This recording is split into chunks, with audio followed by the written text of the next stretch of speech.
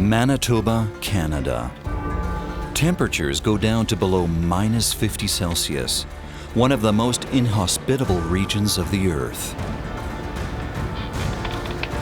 As soon as the swamps and marshes are frozen, the ice road season begins.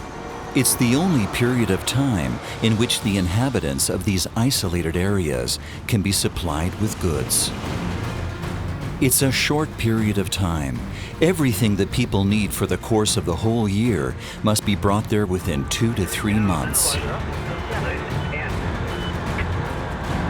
The problem is, no one knows for exactly how long the deep frozen swamps and lakes will be passable for the 40-ton trucks. Every single trip to the north is a risky ride. Go ahead a little bit. Hot roads, the Canadian ice roads.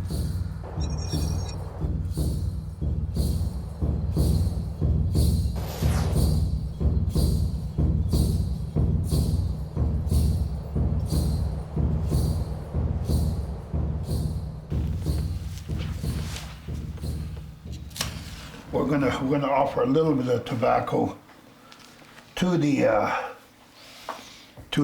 smudge here. We're gonna put some of that tobacco in our pipe. We're offering this pipe as a way of our acknowledging that you're gonna have a safe trip. I want you to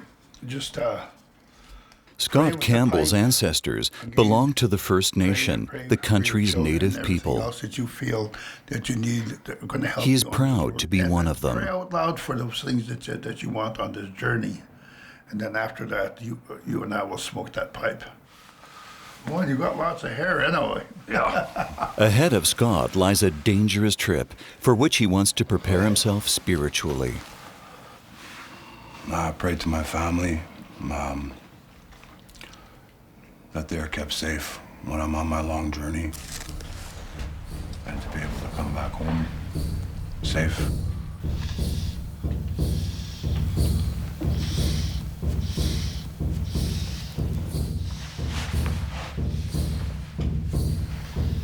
Scott and Chief Calvin conjure up the mystic white buffalo woman, a powerful being and patron of the North American natives.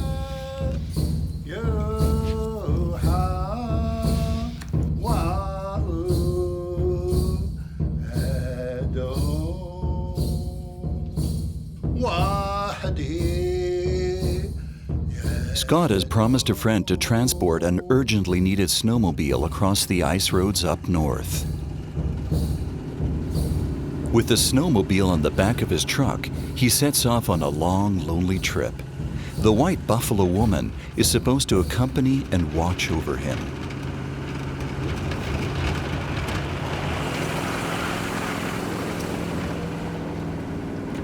Spirituality is connected to traditions and customs and to family.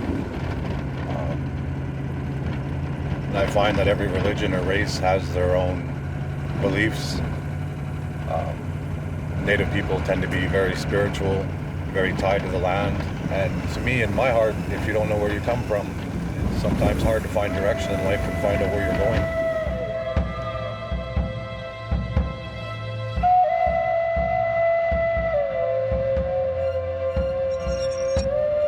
His journey begins in the heart of Canada, not far from the border to the USA. Winnipeg, the capital of the province of Manitoba.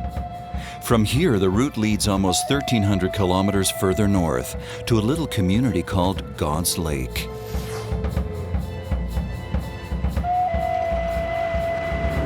Last warnings on the way into wilderness. In wintertime, God's Lake, like many other villages, can only be supplied via the ice roads.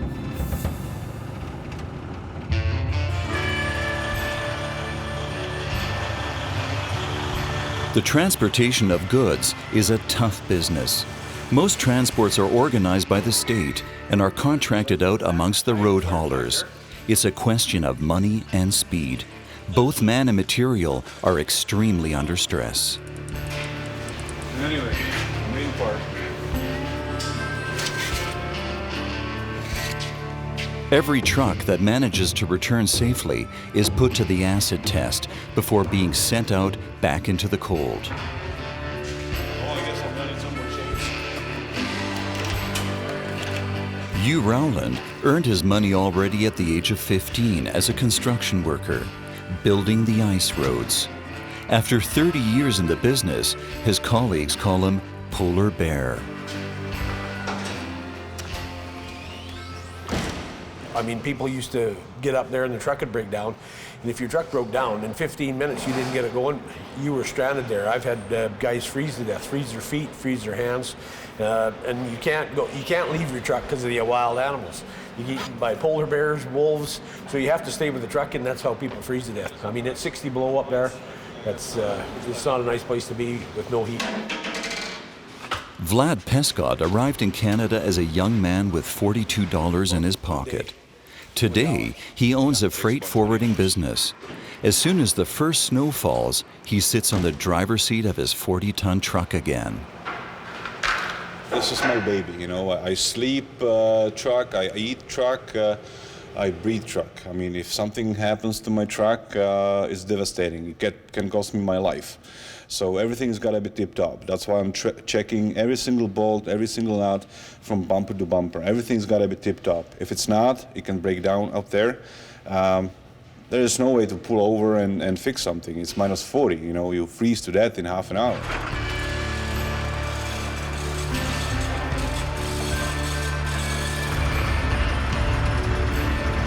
Departure at dawn. It's minus 30 Celsius. You and Vlad have to go to God's Lake too.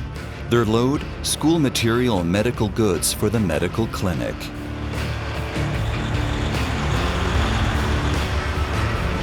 Ahead of them lies several 18-hour days and the constant risk of getting stuck on the road in these icy temperatures.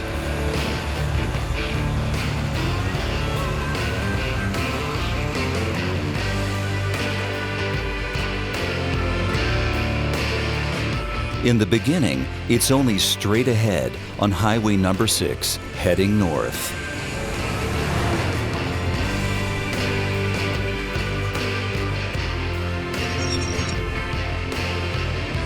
A 1,000 kilometers from Winnipeg to the little village of Norway House, the first leg of the trip.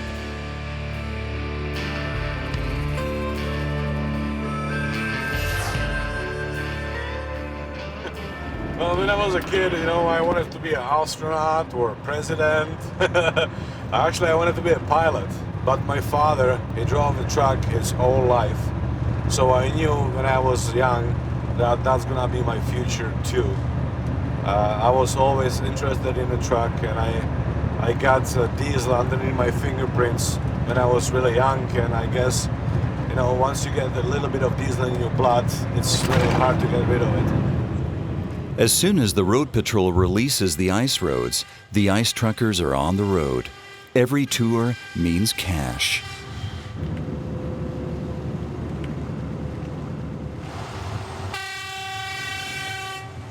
When I first started it, it was real adventurous and it paid good. And of course, you know, I raised my whole family driving the ice roads and everything, so I just kept doing it. Now I'm just passionate about it. I can't wait to do it every year. I can't wait for the ice to come in, and I get up there and I get to drive them, and I wait for it every year. I love the ice roads. It gets in your blood, you just keep doing it. The loneliness of the Northern Hemisphere begins just a few kilometers outside the city of Winnipeg.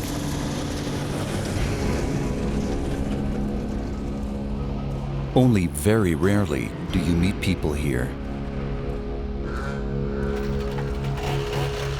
Jim Niedermeyer is one of them. He grew up here. In the summer, he works as a farmer and grows rice up here in northern Canada.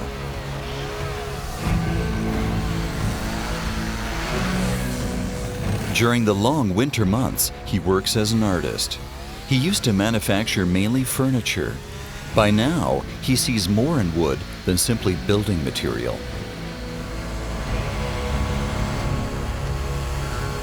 You have to see what you're going to do in the wood. The wood has to have some kind of spirit in it that you have to see it.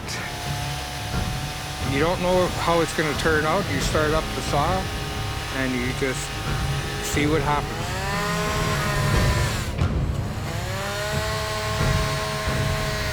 You'll see it pretty quick. You'll know that you could see something in there. You know, there's eagles, and it's just, you know, the chainsaw is just removing wood. That's all it's doing, but this thing is underneath it. And it's a tool just for removing that wood and exposing that carving. Along the ice road, people know Jim Niedermeyer. The truckers regard his sculptures as symbols of their home country. Well, we have a lot of wood out here, a lot of animals. To me, it's got to be part of Manitoba. You know, it's just showing the creatures that are running out in the forest here. I try to bring them back to life in wood. That's my goal, is to bring them to life.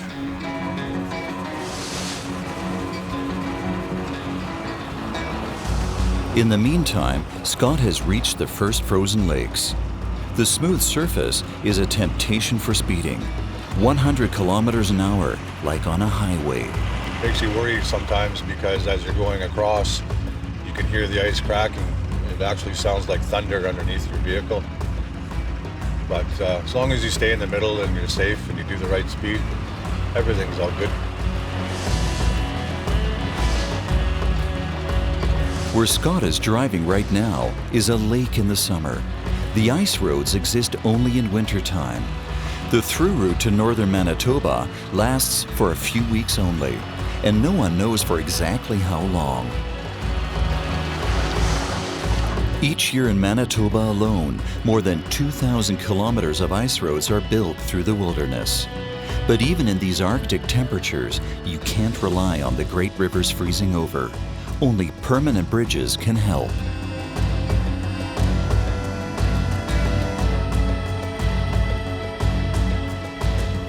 In the villages of northern Manitoba live mostly members of the First Nation, the indigenous inhabitants of Canada.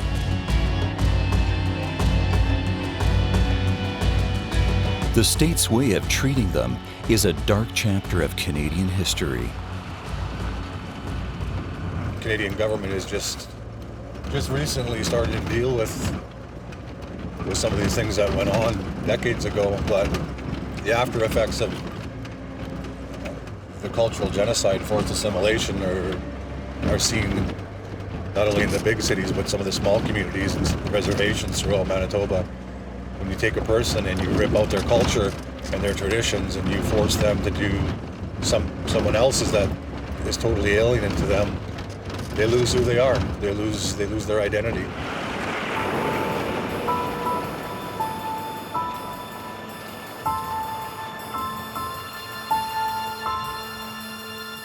The people living in the reservations are completely dependent upon state aid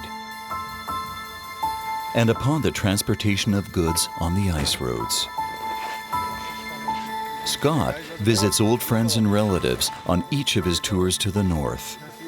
Hi, how you guys been?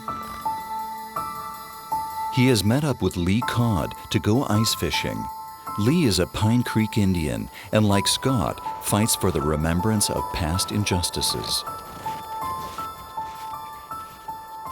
What they did is, when your kid was 5 years old, they would come here, take all the kids, all the children, and then they'll take them to residential schools, and then they'd either Catholic, Presbyterian, I don't know, some kind of denomination, Christian, and they turned them out to be Christianized them and believe in something that they weren't.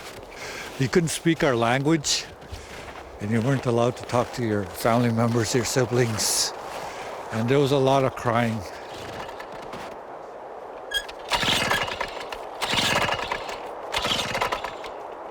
Lee is trying to make the First Nation members more aware of their traditional way of life. It starts with very practical things.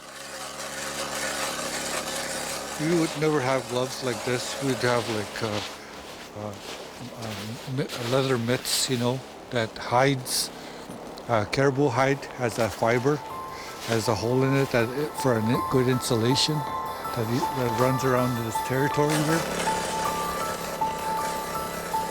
Lee wants to connect traditional ways of life with modern life. For example, an ice drill can actually be quite helpful if the ice is thicker than a meter. This balance between the past and modern age is not at all easy for many First Nation members. Ice fishing used to be an ordinary part of self-sufficient life for the people up north. Today, it's more or less a way to pass the time.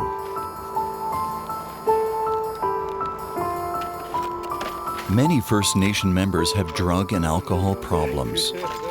Lee himself had a hard time too. Now he helps young people and is engaged in revitalizing the traditions of the ancestors.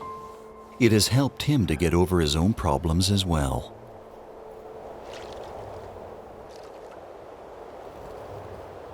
No bites. I think all the fish are in school. Yeah.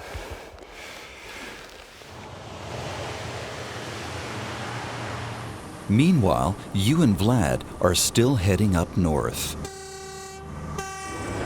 Oh, I know that guy. Well, I just passed you. I'm going up north, going to Centuries. How's the road? They're not too bad. Once you get up to about 220 there, before you hit more on hill, you're going to have to slap your chains on. It's pretty slick up there. So basically same old, eh? Same, yeah. Looks pretty good out there. It's never any warmer than minus 25. Like last year, we had 8 weeks of minus 60 below. There wasn't one day that was below minus 40. So I mean, you get up there, metal breaks at minus 40, breaks right in half, and then you're screwed. You're not getting out of there. So you make sure you got a sleeping bag that's good for minus 40. So I mean, you got to be prepared.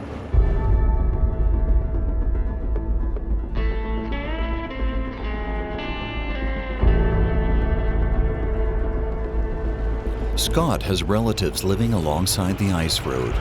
He wants to stay the night with them, but he isn't going to make it before darkness sets in. The rare trail marks on the frozen lakes are hard to find. They're just simple branches at irregular intervals.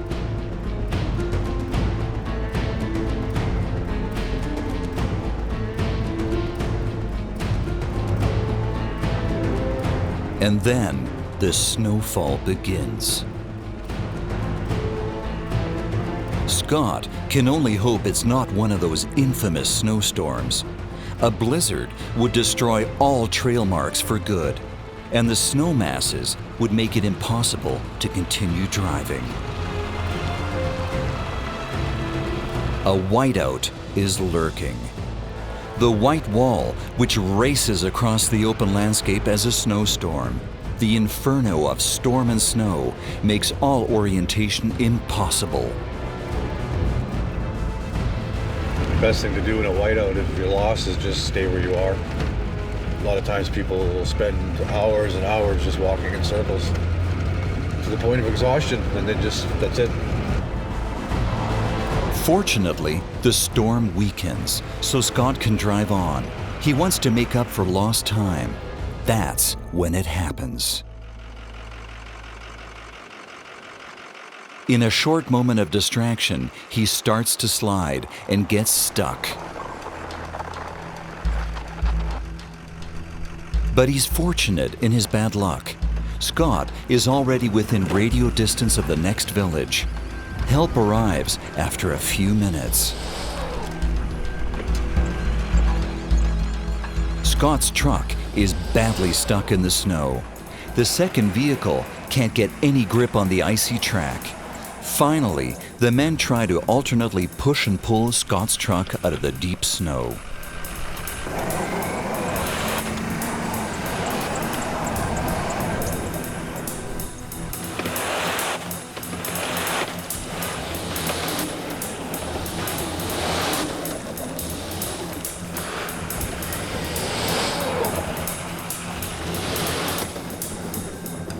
Done. And since everyone knows each other out here, a place to sleep is easy to find.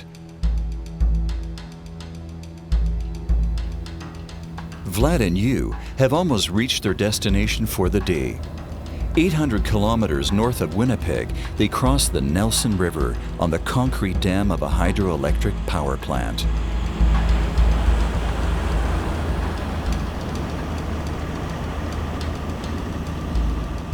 Worldwide, Canada is one of the major producers of hydro-powered electricity.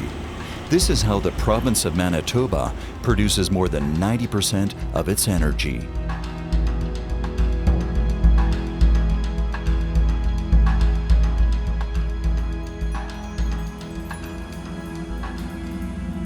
The truckers drive across the last lake of the day in walking pace. Standing still would be potentially lethal because of dangerous cracks in the ice that might occur. Top speed, 5 kilometers an hour.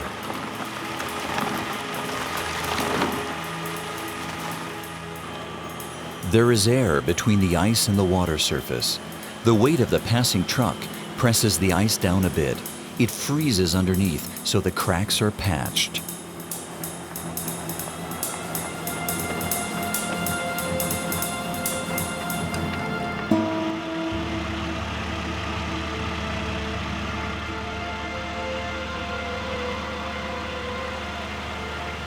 In spite of all the experience, every single crossing of the ice remains a risky business.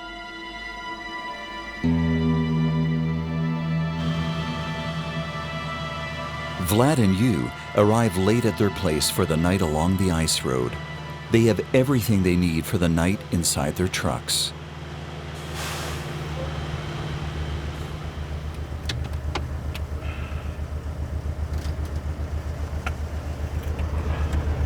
How did we today? How did we do today? Well, I think we did pretty fair. She's a pretty decent time getting up here to the ice roads. Yeah, I'm good. I got my coloring book all done. So I'm sack her down for the night. What time are you getting up tomorrow morning? We may as well get up around 6 and hit her, eh? Yeah, that gives me my 13 hours. Yeah, that's fine. Well, you need all the beauty sleep you can get. Yeah, you passed on that a long time ago. There is no return for you. I said I'm too ugly to be on TV. Just show me the money. Alrighty, man. I'll see you in 6. Hey, good night. Okay, good night, man.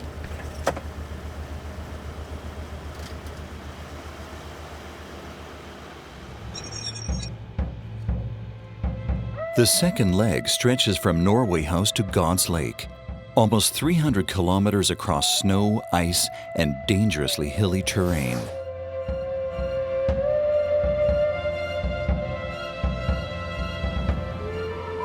The next day. In the summer, you'd find swamps and lakes, impenetrable moorlands. Neither boat nor truck could pass here. The roads across snow and ice can only be built in wintertime and if it's cold enough.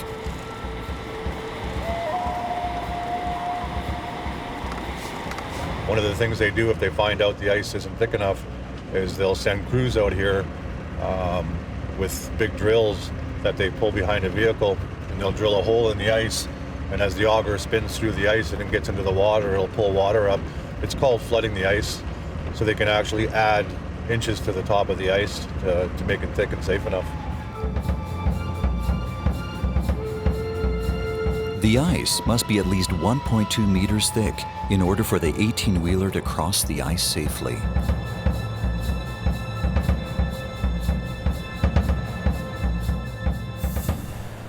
Vlad and Hugh start their journey early too.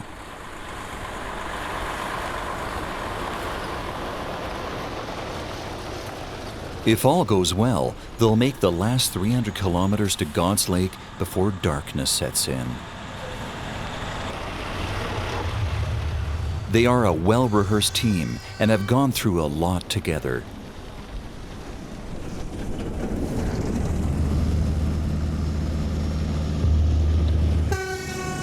If I go with Hugh, trip, you know, I feel much more confident. Hugh is a great partner to be on these roads. You know, every single trip something happens. I know I can rely on that guy behind me because he knows a lot. Well, me and Vlad, we're business partners and good friends, like best friends. So we get along real good, and when we travel together, there ain't nothing we can't pull off. I mean, we know we ain't gonna get stuck in the bush anywhere, and we know we're gonna get anything done that needs to be done. So me and him travel real well together. We know each other pretty fair. It's the beginning of March. The roads are still in good shape considering the time of year. It may get warmer any day. Then the roads will turn into impassable swamps. Vlad and Hugh are in a hurry. They want to drive as many truckloads as possible up north this season.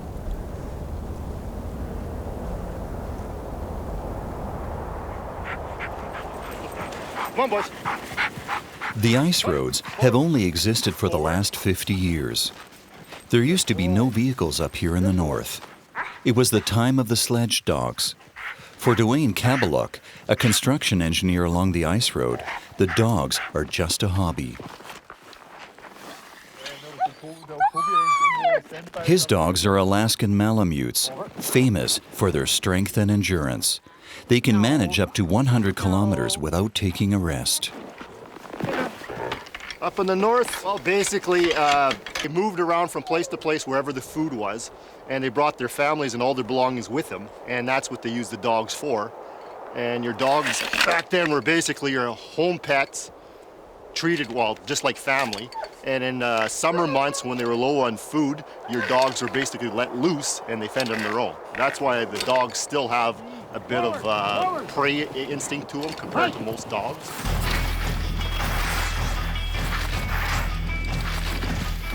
The dogs are not only persevering and tough, they are also capable of defending the freight and their owner against polar bears.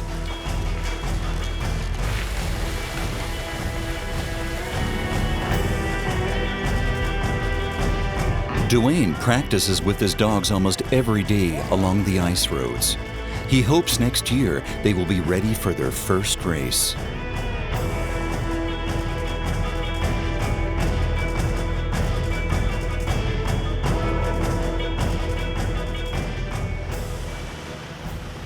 Vlad and Hugh must stop. In spite of all the hurry, it's safety first. There is one kind of accident on the ice roads the truckers are especially afraid of: a jackknife. That's what it's called when the heavy trailer and the truck twist and wedge together.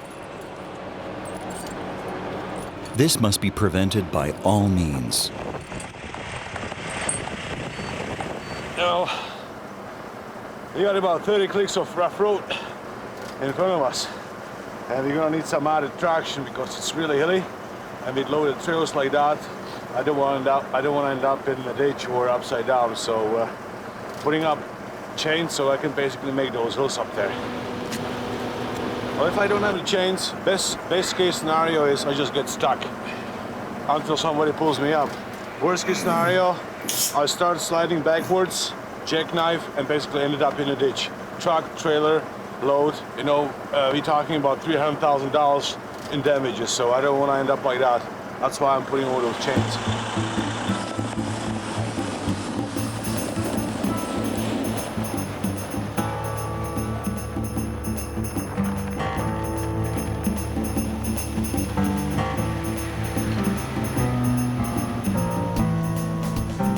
The ride through the hilly terrain is an act of balance.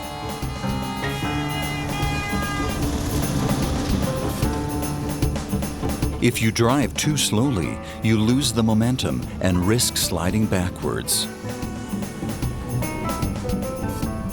But if you go too fast, you end up in the ditch and block the road.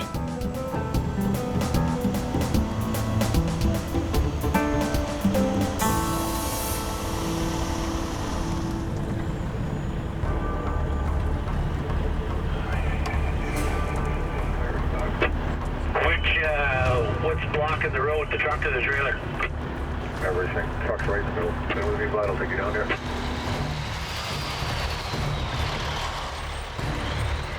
One of Vlad and Hugh's colleagues has landed in the ditch and must detach the truck now to clear the way. Without the weight of the trailer, the truck is hardly able to maneuver anymore. There's not much Vlad and Hugh can do here, but help is on its way. Inch by inch, the fully loaded trucks work their way past the damaged truck.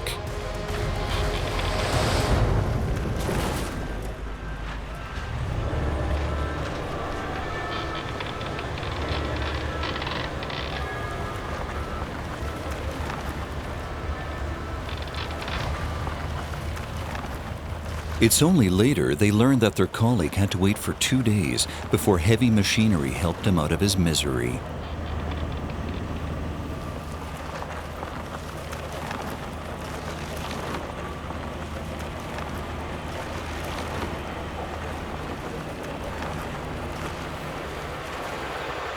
Anything you learn on a highway, throw it out the window. I mean, basically you can't hit your brakes on the ice. You've got hills up there and everything. You hit the brakes, your load is going by you. If you're gonna hit the brakes, you gotta use your trailer brakes. No tractor brakes at all, and you gotta have a big set of nuts.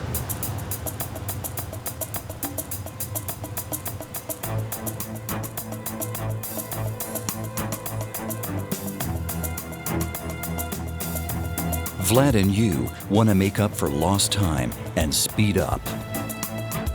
But a lack of attention for just a single moment is enough to cause danger on these icy roads. Hey, how far are you? It looks like I went too fast and I got into the ditch. Might need to pull. Oh yeah, I see you now. There you go.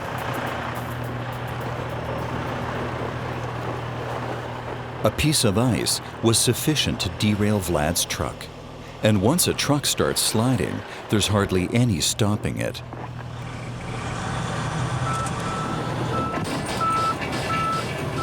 Go ahead a little bit.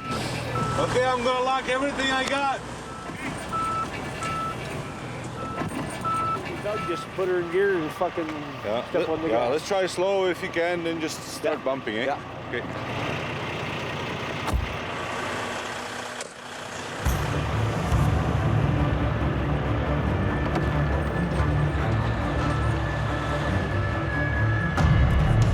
A towing maneuver with 500 horsepower.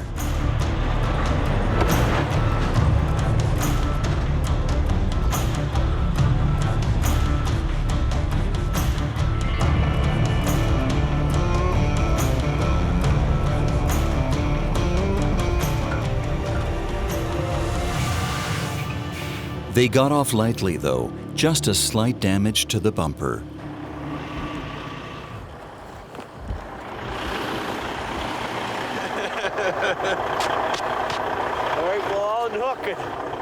Yeah, you just touched her in there sideways. That'll be good. Let's rock and roll. Often enough, the two have experienced that they couldn't continue their journey. They had to hold out for days in their trucks until help arrived from Winnipeg. Many a driver has gone crazy in the loneliness of the north. Last year, a colleague had to be saved by a helicopter. It's truly a dangerous job, but 30,000 people in Manitoba depend on the transportation of goods on the ice roads.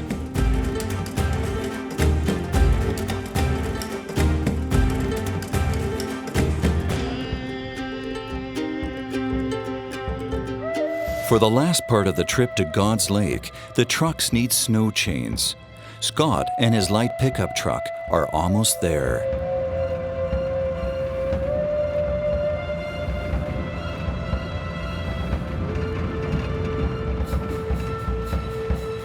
The snowmobile in the back is still undamaged.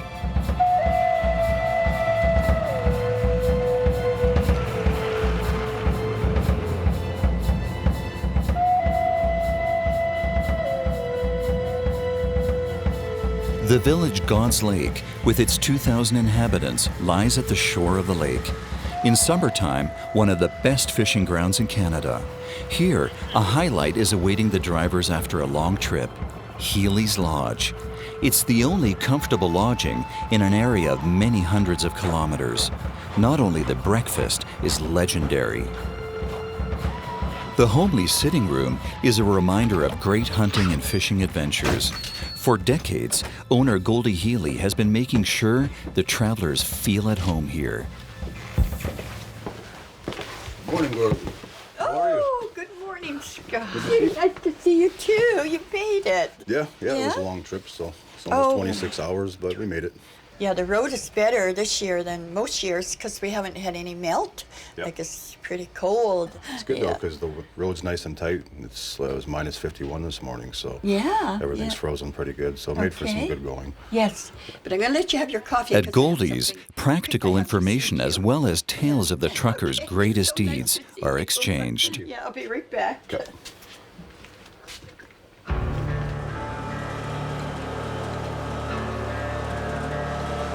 Before Scott delivers his freight to a place a few kilometers outside the village, he uses the opportunity to go out on the lake.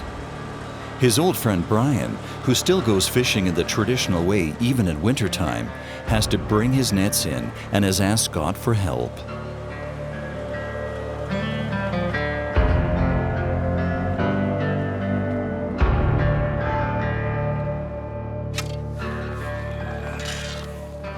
Brian has put out the nets between two ice holes a few days ago.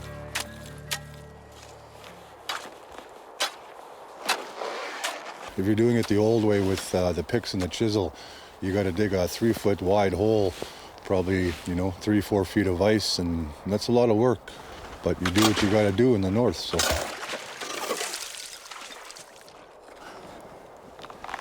Basic supplies for the locals comes via the ice roads. But a diverse diet, especially one containing fresh vitamins, can only be achieved by hunting and fishing. Brian fishes mostly for his own needs. He sells the surplus fish in the village. Oh, it's a nice one. Only a few moments after they come out of the water, the fish are already deep frozen, ready to be taken home. An exceptionally yummy dish if fried in the pan. I used to do a lot of hunting and fishing with some of my family and that, and to be back out in the community of God's Lake now to help some of my friends now, it felt really good, doing things the way they used to do things and knowing that whatever I put into my day with them was going to help his family out. So it was good, it was worth it, I really enjoyed it.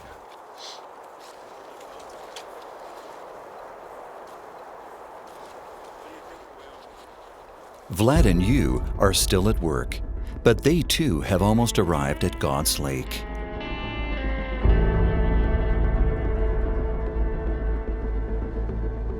A few kilometers from their destination, the last great crossing of the lake is waiting for them. A safety distance of 500 meters and walking pace are obligatory.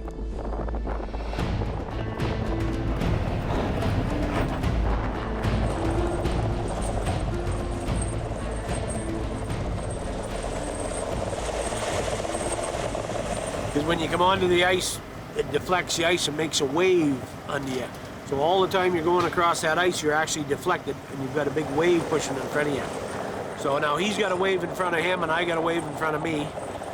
You don't want my wave to catch up to him, because the wave will hit his back tires, break the ice out, and he'll sink.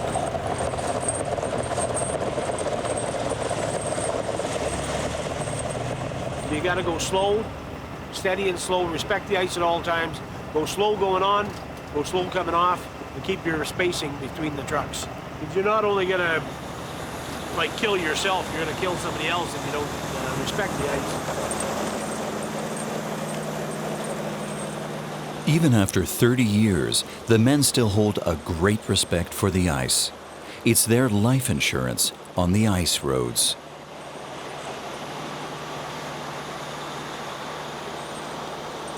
After 2 days of driving, Vlad and Hugh do not want to lose more time. As soon as they are within radio range, they try to reach their contacts in God's Lake. Hey Hugh, tell me one more time what's loaded first and what's loaded second? Okay, the health unit is at the back, and the admin is at the front. You're going to main office. That's the first load. They're going to unload you, and Ella from Health Authority is going to meet you at the main office and drag you over to the complex and unload the second half. Okay, so is somebody going to marshal us from the corner up here? Yeah, Ella is taking care of it. Okay, come on. Unloading is manual labor. It takes time, especially if you arrive at the wrong time. Today, they are lucky. The helpers arrive quickly and they make good progress. While 40 tons of load are stored box after box, the driver's thoughts are already one step ahead.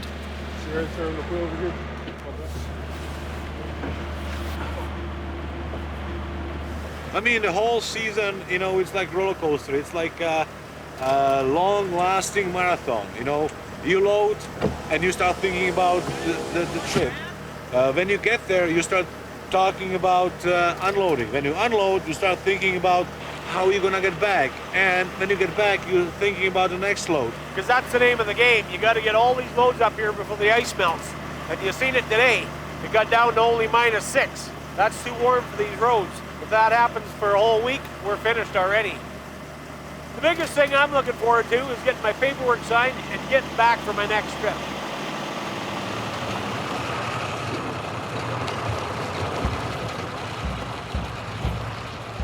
Scott, too, has arrived at his destination. Hey, bud, it's me, Scott. I just made it in. Oh, glad to hear it, buddy. How was the trip? It was good. It was good. It was a long trip, but I got here, I got the sled on the back. Everything's all fixed up. Right on, yeah. I was beginning to get a little worried. I might have some trouble. No, it was a good trip. I'll see you shortly. Right on, buddy. I'll be waiting. It was a long trip, but I'm glad it's over. It's almost 30 hours on the road, and the roads are pretty decent. But it's only half over now. I gotta unload this and turn around, and then I gotta head back.